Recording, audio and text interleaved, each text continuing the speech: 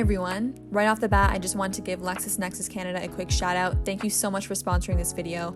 I'm going to be showing you how I use their platform Quicklaw to do legal research. And I'm also going to show some of the key features that I have found super useful in doing my first few legal research papers this term. And hopefully after watching this video, you'll have a little bit of an introduction on how to do legal research in law school.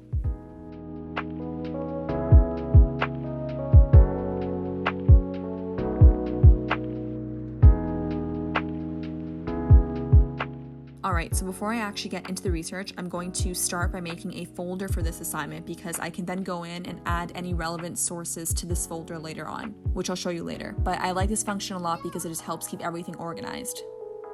So I decided to write this paper on the topic of Aboriginal title. I had no other knowledge beyond that. I just knew that I was interested in writing on Aboriginal title, so we're just going to start with a broad search.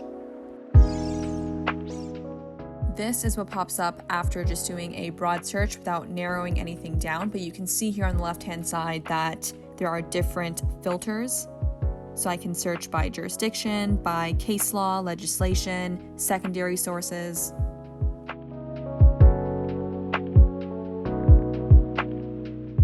Here you can actually see one of my favorite features of Quicklaw, which is their search term maps.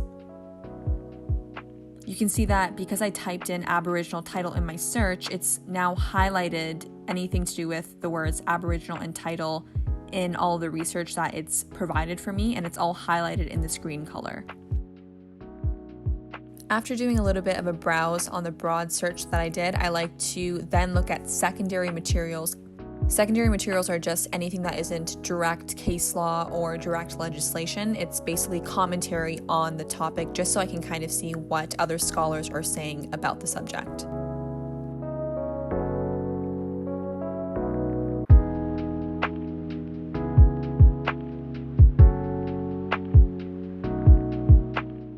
Okay, I just wanted to show you that you can also mark up the case as you're reading it. It's really easy to mark up the case as you're reading it, which is really helpful because if you're doing this online and you don't have a printer because you're trying to save the trees, then you'll really like that you can highlight and annotate on here directly. So you're able to just pick whatever color you want to highlight as you're reading, and you can also actually mark up the case with this annotate function.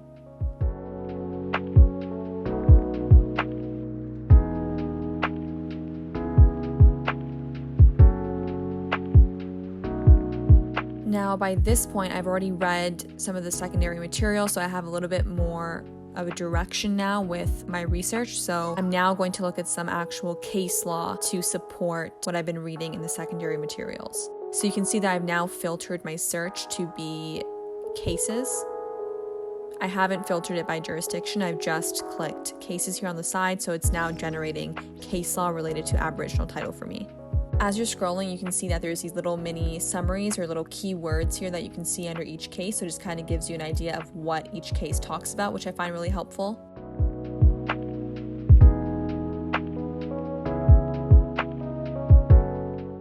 So when you're looking at an actual case on Quicklaw, there's another key feature called case summaries.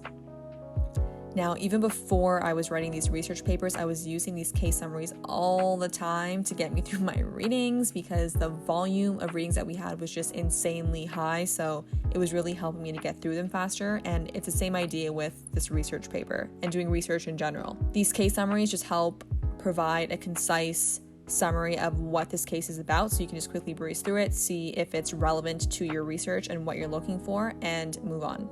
Just gonna kick it back to the search term maps real quick for a second, just because this is my favorite feature of Quicklaw, and it is actually exclusive to Quicklaw, by the way. So real quick, whatever term I search in the bar up here, it will generate a specific color attached to that word, and it will just automatically scan and highlight wherever that word is in the case, so that way it's just easier for me to see where they're talking about that specific term in the case. It makes it so much easier to kind of get to the point of what I'm researching for.